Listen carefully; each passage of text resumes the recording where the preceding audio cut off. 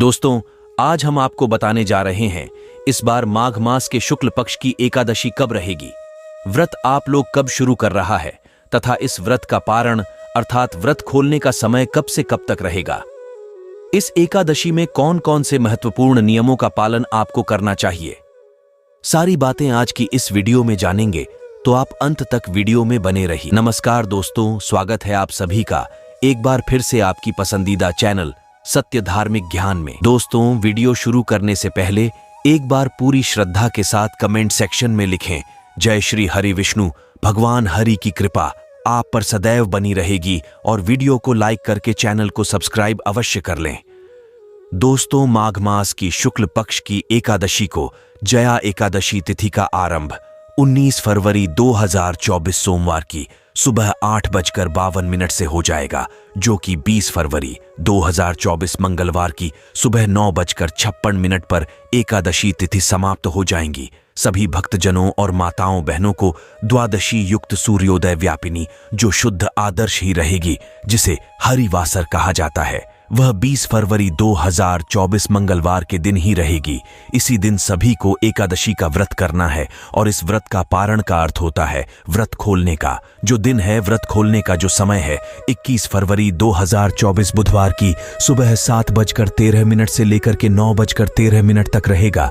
यानी इसी दिन सभी को व्रत का पारण करना चाहिए। जैसे अगले दिन प्रदोष का व्रत है या अन्य कोई भी बड़ा है, तो आपको फल या फलाहारी वस्तु से इस व्रत का पारण करना चाहिए। यदि आप प्रत्येक एकादशी का व्रत करते हैं तो भी इस एकादशी का व्रत आपको करना चाहिए, और नहीं करते हैं तो इस एकादशी का व्रत जरूर करना चाहिए, क्योंकि यह एक आदर्श ही, कोई साधारण एक आदर्श ही नहीं है। इसी दिन भीष्म पितामह के माध्यम से विष्णु सहस्त्र नाम की उत्पत्ति हुई थी, इसलिए इस एकादशी को भीष्म एकादशी भी कहा जाता है।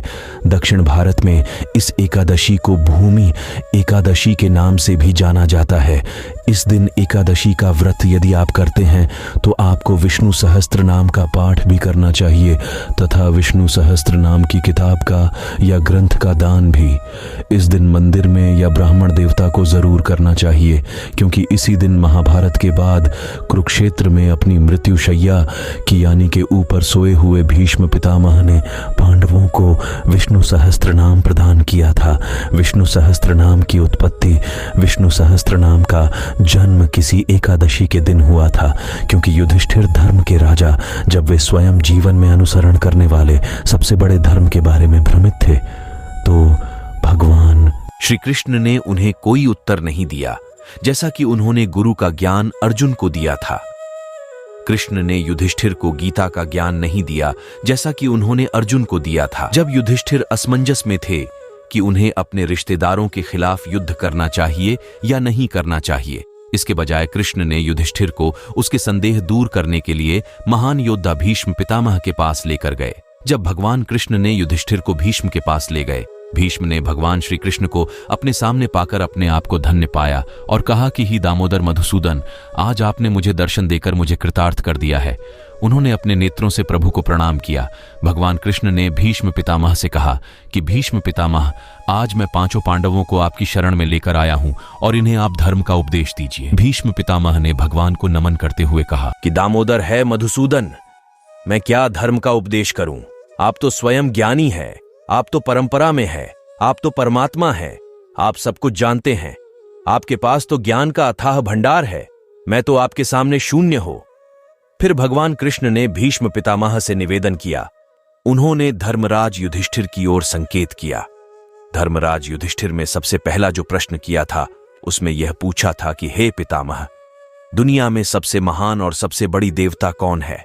सबसे बड़े देवता कौन है? दूसरा प्रश्न किया कि सभी के लिए कौन से देवता की शरण उत्तम रहती है, किसकी शरण में जाना चाहिए? प्रश्न किया जिसकी महिमा का गुणगान करना चाहिए, और किसकी महिमा की स्तुति करने से मनुष्य सुख शांति और समृद्धि तक पहुंच सकता है। उसके बाद अगला प्रश्न पूछा कि पूजा करने से मनुष्य को सुविधा देने, जीवन में सुख शांति समृद्धि प्राप्त होती है।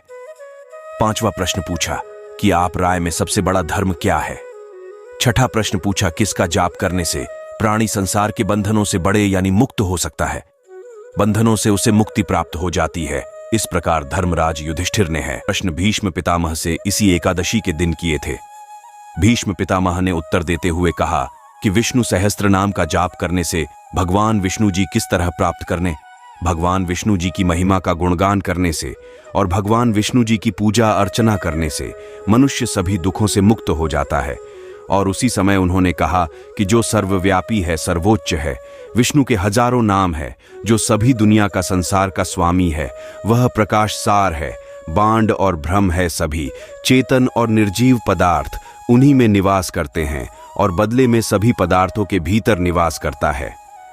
इसीलिए भीष्म पितामह ने कहा कि सबसे बड़े यदि कोई देवता है जिनकी शरण में हमें जाना चाहिए, जिनकी महिमा का गुणगान हमें करना चाहिए, वह परम ब्रह्म भगवान विष्णु है। और उसी समय भीष्म पितामह ने भगवान विष्णु की 1000 नामों का उच्चारण किया। उसी समय विष्णु सहस्त्र नाम की उत्पत्ति हुई थी। इसीलिए इस एकादशी को भीष्म एक के नाम से जाना जाता है।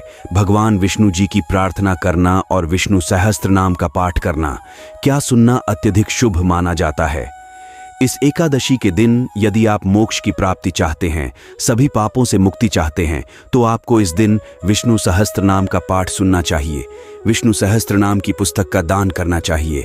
हमारे धर्म ग्रंथों और पुराणों में एकादशी की महिमा बताई गई है।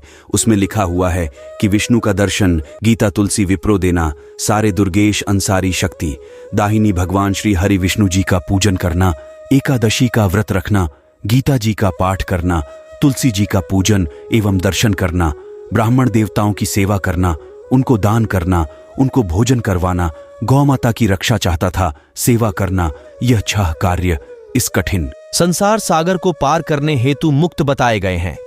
इसीलिए कहा गया है कि एकादशी का व्रत है उस सबसे बड़ा अपराध माना गया है। पूरे वर्ष में 24 एकादशी आती है, लेकिन जिस साल अधिक मास या पुरुषोत्तम मास आता है, साल 2 अधिक एकादशी हो जाती है। कुल मिलाकर के 26 एकादशी आती है। प्रत्येक महीने में 2 बार एकादशी आती है, एक कृष्ण पक्ष में, दूसरी शुक्ल पक्ष में। दोनों ही एकादशियों का भिन्न भिन्न महत्व हमारे धर्म ग्रंथों तथा पुराणों में बताया हुआ है। एकादशी का व्रत भगवान श्री लक्ष्मी नारायण जी का परम प्रिय है। एकादशी का व्रत करने से मनुष्य के कई जन्मों के पाप जड़ से नष्ट हो जाते हैं तथा पोलियो का उदय होता है। मनुष्य के जन्म जन्मांतर के पाप नष्ट हो जाते हैं, तभी उन्हें सांसारिक एवं भौतिक सुखों की प्राप्ति होती है। जो भक्तजन, माताएं, बहनें एकादशी का व्रत करते हैं, उनको दशमी तिथि से लेकर के द्वादशी तक कुछ महत्वपूर्ण नियमों का पालन अनिवार्य रूप से करना चाहिए। यदि आप सभी नियमों का पालन पूरे विधि विधान से नहीं कर पाते हैं, तो आप प्रभु से क्षमा याचना कर लीजिएगा, क्योंकि भगवान तो करुणा निधान, दया निधान, दया के सागर है। इसलिए उनसे आप हाथ जोड़कर के क्षमा याचना करें कि निश्चय ही उनको क्षमादान प्राप्त होगा। दशमी के दिन एक समय शुद्ध एवं सात्विक भोजन करें तथा इस दिन चावल, शहद, लहसुन, प्याज, मांस, मदिरा, मसूर की दाल, कटहल की सब्जी का उपयोग नहीं करना चाहिए। 10वीं के दिन पर आया अंदर अर्थात दूसरे के घर का भोजन नहीं करना चाहिए। विवाहित स्त्री यदि अपने मायके में भोजन करती है तो उसको कोई दोष नहीं लगेगा। ब्रह्मचर्य व्रत का पालन करना चाहिए। एकादशी के दिन सुबह जल्दी उठकर स्नान करके पूजा अर्चना करके एकादशी व्रत का संकल्प धारण करना चाहिए। पद्म पुराण के उत्तरखंड के अध्याय 64 में श्लोक नंबर 34 लिखा हुआ है, एक आदर्श श्याम निराहार था, हम बड़े ही मोक्षगामी पुंडरी का चरण में, भगवा झंडा कमल नयन ही भगवान वासुदेव। एकादशी के दिन निराहार रह करके दूसरे दिन ही भोजन करूंगा। आपको संकल्प धारण करना। एकादशी के दिन सर्वप्रथम पूजा अर्चना करने के बाद सूर्य भगवान को अर्घ्य प्रदान करें, माता पिता को प्रणाम करें, तुलसी जी का पूजन करें, माता का पूजन करें तथा इस दिन किसी भी मनुष्य को अन्न का सेवन नहीं करना चाहिए, केवल फलाहार करना चाहिए। एक समय फलाहार करें, 2 समय फलाहार करें, कोई दोष नहीं लगेगा, लेकिन अन्न का सेवन नहीं करना है। अन्न का मतलब होता है दाल, चावल, रोटी, सब्जी इत्यादि जो अन्य की वस्तुएं होती हैं, उनका सेवन बिल्कुल नहीं करना चाहिए। सर्वोत्तम फलाहार गाय का दूध, दूध से बनी वस्तुएं मानी गई हैं। इसके अलावा ड्राई फ्रूट, सूखा मेवा, साबूदाना, मूंगफली दाना और अन्य प्रकार के और 7 फलाहार होते हैं, उनका उपयोग करना चाहिए। एकादशी के दिन झूठ नहीं बोले, क्रोध न करें, लड़ाई झगड़ा एवं वाद विवाद बिल्कुल न करें, दाढ़ी कटिंग अथवा शेविंग नहीं करवाना चाहिए, नाखून नहीं काटने चाहिए, शरीर के अंग की कोई भी बाल काटना या कटवाना इस दिन वर्जित माना गया है। किसी भी प्राणी का, किसी भी जीव का, किसी भी मनुष्य का अपमान या अनादर इस दिन बिल्कुल नहीं करना चाहिए। ईश्वर अंश जीव अविनाशी, प्रत्येक प्राणी में, प्रत्येक जीव में ईश्वर का वास माना गया है। दिन में सोना नहीं चाहिए, रात्रि में जागरण करें। दिन में यदि गलती से सो लेते हैं तो स्नान करके ही शाम को पूजन अर्चन करें। और भगवान नारायण का, भगवान विष्णु जी का इस दिन पूजन अर्चन करना चाहिए था। विष्णु सहस्त्र नाम की पुस्तक का पूजन करके ब्राह्मण देवता को दान अवश्य करें। यदि आप पुस्तक का दान नहीं कर पाते हैं तो विष्णु सहस्त्र नाम पुस्तक के निर्मित ब्राह्मण देवता को इसे तो नगद धन राशि भी आप दान कर सकते हैं। और पूजन पाठ संपन्न होने के बाद सुबह या शाम 1 बार, 2 बार, 3 बार, जितनी बार हो सके ब्राह्मण देवता के मुख से ही एकादशी व्रत कथा आपको सुनना चाहिए।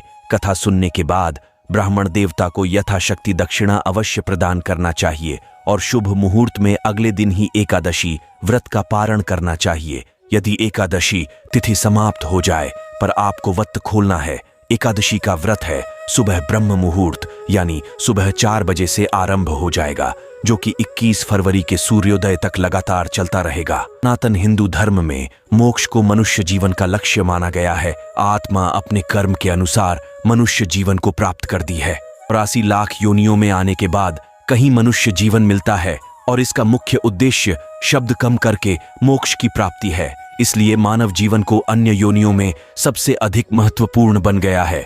मोक्ष प्राप्त किए बिना मनुष्य को बार बार संसार सागर में आना पड़ता है। पद्म पुराण में मोक्ष की चाह रखने वाले प्राणियों को एकादशी व्रत रखने की सलाह दी गई।